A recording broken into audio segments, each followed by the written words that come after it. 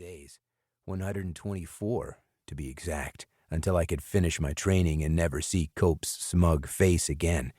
So, what did the boss's announcement mean? Define here on out. The boss cocked his head.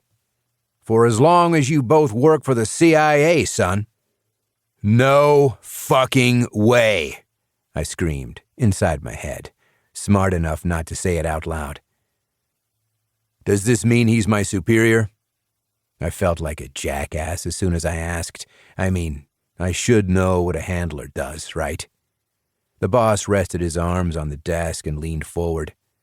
It means he's responsible for making sure you have every single thing you need to accomplish your mission and live to accept the next. Which meant, if he fucked up, I was the one who died. Any other questions? No, sir, Cope answered before I could. I repeated his words and we both stood to leave. Listen, Cope began when we were outside the building. I want you to know this wasn't my idea. I didn't think it was. I'm too much of a risk to put out in the field. If I weren't assigned as a handler, I would have been tossed out of the program. I highly doubted that was the case. Why? My father.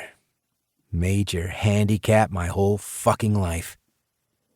The last words he muttered, but I heard him, and for whatever reason it made me like him more. This is all about trust, Irish.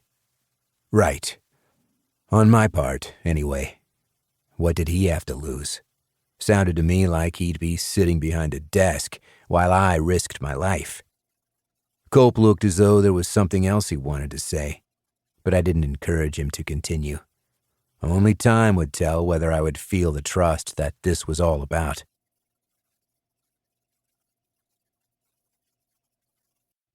Two. Flynn, Crested Butte, Colorado, 13 years ago.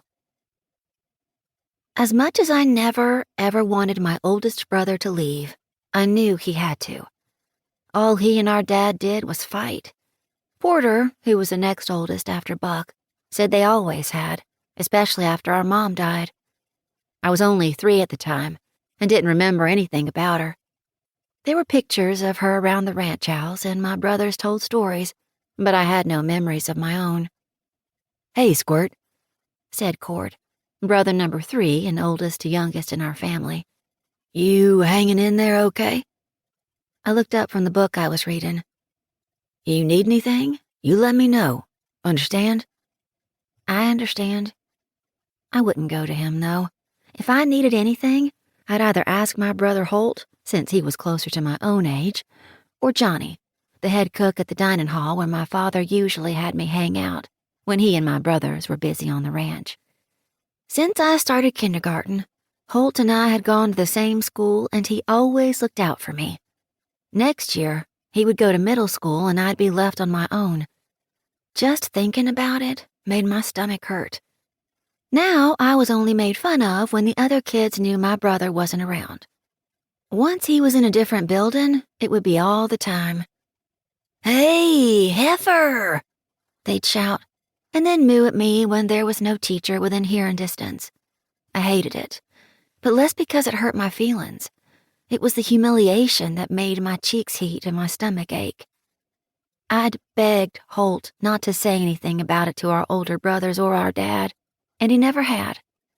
Maybe he was afraid, like I was, that our father would think it was funny. Worse, he might start calling me that himself.